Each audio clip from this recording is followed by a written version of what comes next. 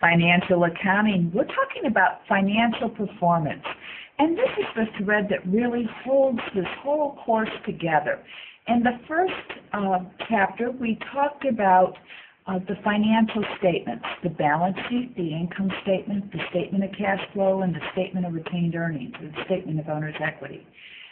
Now we're at the end, and now we've covered all the tools and the rules that you need to know in order to answer those key questions that we posed in the first chapter, which is, how's it going? If I am a business, how well am I doing? And we know that the income statement answers that. It's the revenues, what did you sell, versus the expenses, the costs, or the other items that you had to incur in order to generate those revenues.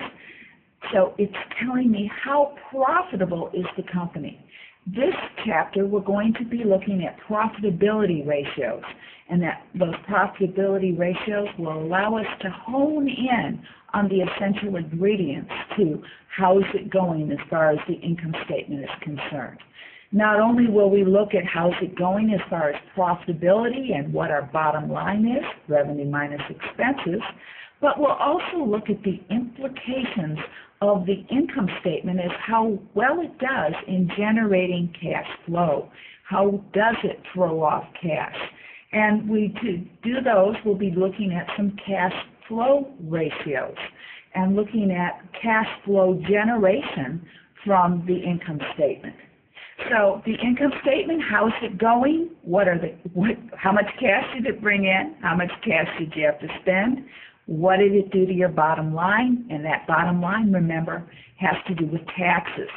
So that's one thing we're going to be looking at as far as our financial performance is concerned. The other thing, remember, as a manager or as an owner of a business is you need to look at your balance sheet to see what kinds of resources do you have under your control in order to make that difference. And so we'll be looking again at the balance sheet, and we'll be looking at vertical and horizontal analysis of that balance sheet to see how it changes over time and to see how the complexity of it changes over time, or the proportionality of it changes. And horizontal and vertical analysis allows us to do that.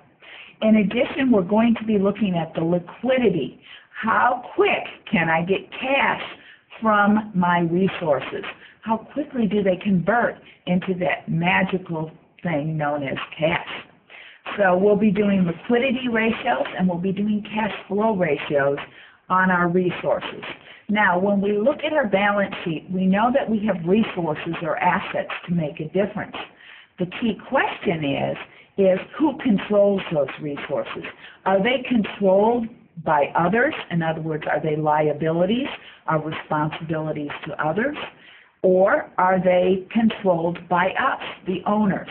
And so we'll be doing ratios that have to do with solvency.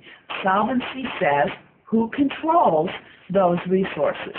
And not only will we look at that, but we'll look at how quickly can we convert or flow between cash. So those are those cash flow ratios again. And finally, we'll look at market strength ratios. And the market strength ratios is how your balance sheet and your income statement and your statement of cash flows translates into how the market, the stock market or others, perceive you. So we're going to be looking at market strength ratios such as the price-earnings ratio. How does your company stock do versus its earnings? We'll also be looking at the dividend yield ratio. In other words, if you pay dividends to those wonderful stockholders, what kind of yield are they getting on their investment? So that's what this chapter is about. It's kind of a nice capstone, don't you think?